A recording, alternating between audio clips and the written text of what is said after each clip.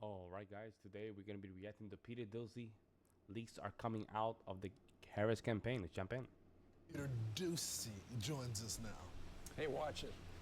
Good morning, and we're seeing now what happens when a candidate, in this case Kamala Harris, is not surrounded by a team of longtime loyalists, and that is leaks start to come out. This is something we almost never saw from candidate Biden or President Biden, but now there's an Axios item with the title, Inside the Tension in the Harris Frankenstein Team. And the problem appears to be that Obama-era operatives have been jammed into an office in Wilmington full of Biden people, and nobody knows who is really doing what. The story says, quote, the entanglement of these different entities has led to many people feeling a real lack of role clarity, and the source is one person involved in the campaign. One of the first Harris hires was Eric Holder, the Obama-era Attorney General. Huge one of the mistake. vetting running mates, and his good buddy Mark Elias, the lawyer who got squeezed out of Wilmington by the Biden team last year, is back to help the team get ready for legal challenges in November. But until January, Joe Biden is still the president, and we just heard a few minutes ago he's got some big trips still coming up, including Peru and Brazil. It is likely that both President Biden and President Xi will be at APEC and the G20 later this year. I don't have any announcements to make on either President Biden's travel or a potential meeting, but the likelihood is they'll both be there, and if they are, it would only be natural for them to have the chance to sit down with one another. We saw President Biden on the beach in Delaware for hours yesterday.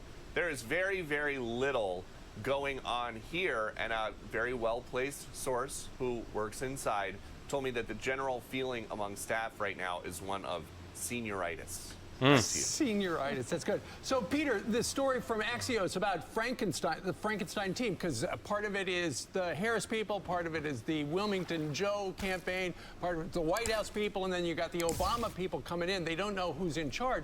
But just the fact that apparently Axios spoke to 6 people on the inside, this is new, because this means they are leaking, which the Biden team never did. No, and President Biden was surrounded by people who have been. I mean, they don't like her. They don't like her. I'm telling you, folks, all this Biden and Harris stuff, it's just a huge mess.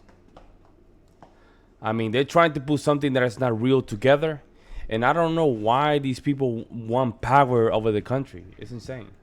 Been with him for decades and decades. Vice President Harris doesn't have that except for her husband and her sister and her brother-in-law. As far as we know, she doesn't have a small, tight-knit circle of political advisors who have been with her the whole time, from Horizon, California, to Washington, to now the executive office building. And it was very frustrating in 2019 and 2020 trying to get anything out of these Biden people, because he treats a lot of his close staff like they are family. Right. He had 2 staffers living with him during COVID. It was just him and Jill and 2 staffers, and so you're never going to get anything out of those people.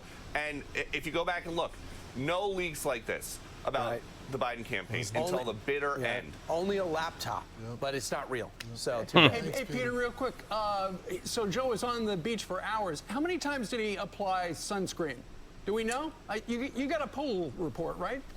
I don't know about the sunscreen, but we'll figure out if he's using the spray or if he's just putting it directly on. Look at this. Look at that. Look at that guy. Look at the Biden supporters. Look at how a Biden supporter looks. This is the state of our country right now. These guys. Look at that. You have your woman using the spray walking ahead you, right in front of you, or if and he's you just see this putting it guy. directly on, and we'll have that for you later. My goodness. It is what it is, folks. It is what it is. I'm Steve Doocy. I'm Brian Kilmer. I think when it comes down to stuff like this, again, we have to test our knowledge. A civil test will be very good, because this is insane. And I think we should just incorporate some kind of draft. Not draft, but at least a 6-month training for males before they can go to college or something like that.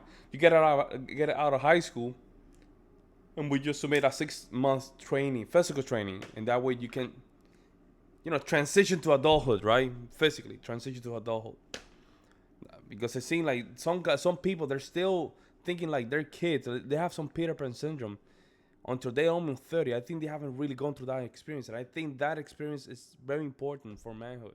And that way we don't have guys like this walking in the beach, weak. I don't know. Let me know what you guys think in the comment section below. I'll see you in the next one.